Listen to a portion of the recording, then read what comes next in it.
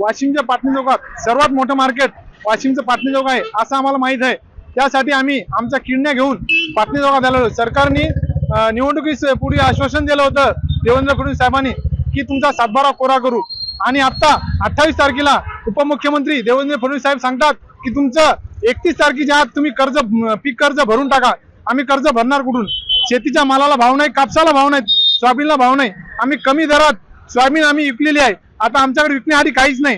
त्यासाठी आम्ही आमच्या किडण्या, आमच्या अवयव, शरीराचे अवयव आम्ही घेऊन पाटणी चौकात तिथे विकण्यासाठी आलेलो।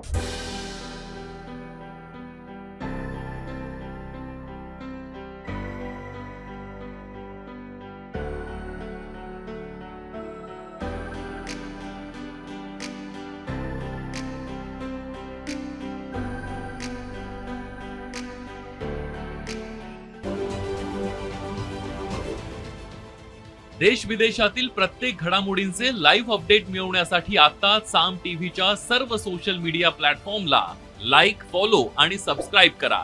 तसंच सर्व नोटिफिकेशनसाठी बेल आयकॉन प्रेस करायला विसरू नका।